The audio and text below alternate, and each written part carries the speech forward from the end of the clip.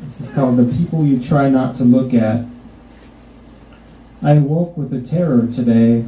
Usually it comes and goes with the night, but this morning it lingered in the unmade bed, in the dirty dishes, the bathroom mirror. And through the day it dogged me, blooming into the corners of everything. I saw it in the man on the bus and the woman in the grocery store, and I wondered if they saw it in me. Some people you see how the terror has taken hold of them, and it will be all they know for the rest of their days. These are people you try not to look at. Most everyone knows the terror more than they will say, but at some point we made a collective decision not to speak of it, except in books and poems and other things we cast aside. The young know the terror only through stories in the faces of the old. They don't yet believe. The rest of us go about our lives as best we can. We lose ourselves in crowds and pray it will not find us. Let it take the others. Let someone find a way to save us. This is called The Smiles.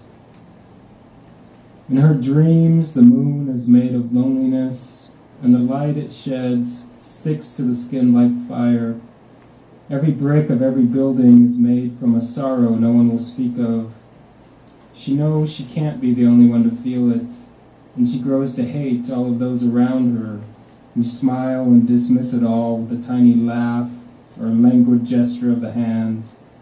All those wretched little smiles, not one of them alive enough to burn.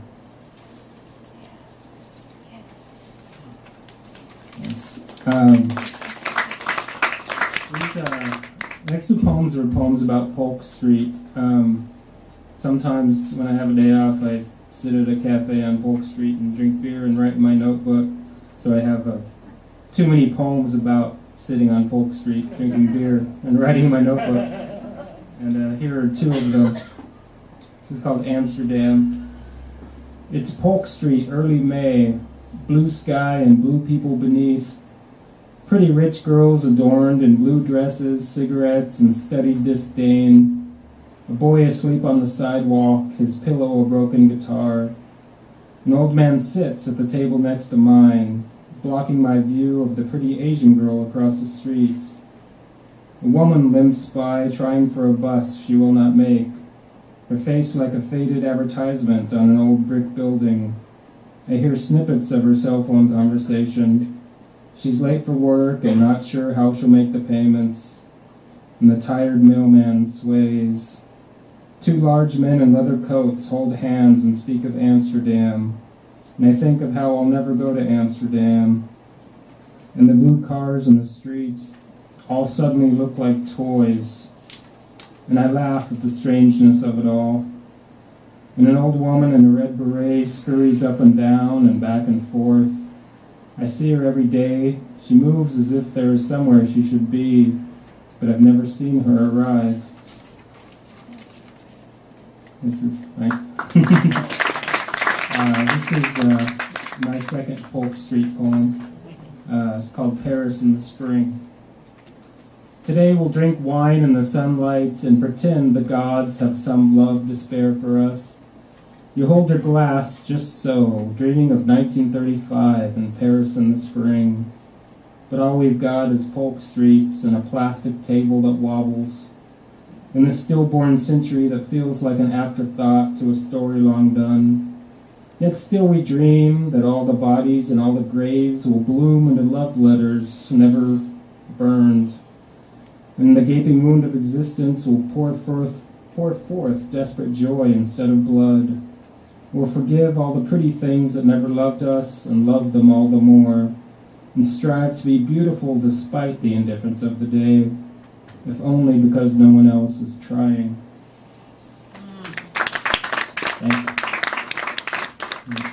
There are two more themed poems, and trying to live up to my moniker of Poet Laureate of the Tenderloin. These are two poems about the 21 Club, which is kind of the heart of the Tenderloin at Turk and Taylor.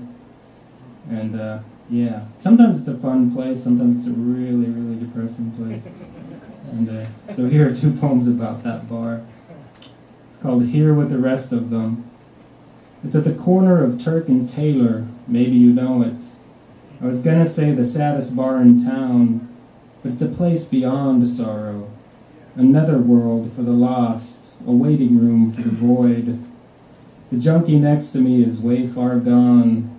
She stares with abandoned eyes at the television screen and laughs an empty laugh. Hey, you want to do some heroin? She asks. I say, no, thanks, I've got my beer. And she says, oh, I thought you looked like the type. I shrug and I smile, and I guess maybe I do because I'm here with the rest of them on a Wednesday afternoon in this place where life is turned away at the door and death just can't be bothered.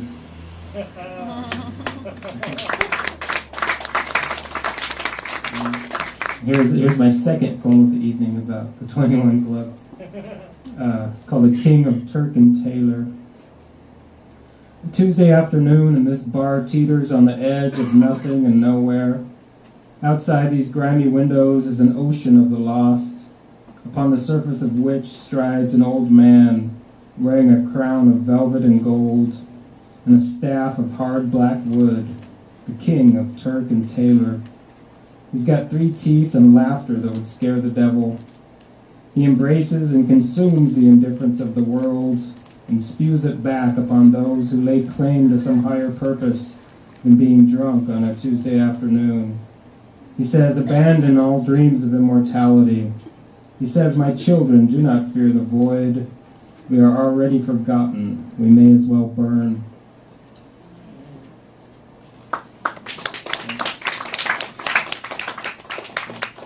A slightly happier poem.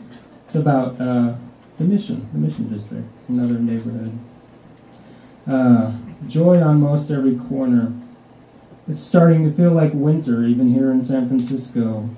And it's harder than it should be to find an open bar on Valencia Street at 3 o'clock on a weekday afternoon. And as I walk, I feel myself evaporating like the rain on the sidewalks. And I know this is the way of things, but I'd like to hold on for just a little while more. See, I'm still not tired of the sky's lovely gray, and though I still don't know how to say I'm sorry for all I am and all I'm not. And despite all my talk of darkness, at any given moment I can still fall in love with everything all over again. And I still think we're often beautiful in our pristine and plastic uselessness. And sometimes I still see joy on most every corner. And I can still walk these Mission Street sidewalks in the wintertime and sing.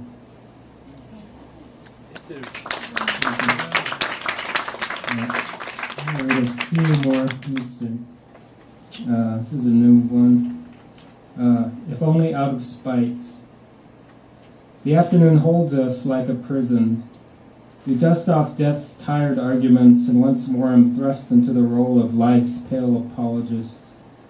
You know my case by heart and refuse to be dazzled by my rhetoric. All I can do is offer up my eyes, and the chance will take them and steal a glimpse of the frail beauty I sometimes see in the midst of all the horror. Maybe it's nothing, but that doesn't mean it isn't beautiful. Doesn't mean it isn't reason enough to struggle through another dreamless day, another stupid hour, if only out of spite, because death thinks it's already won. But so what if it has? Take my hand, and we'll go so deep into the fucking dark there'll be nothing to do but sing.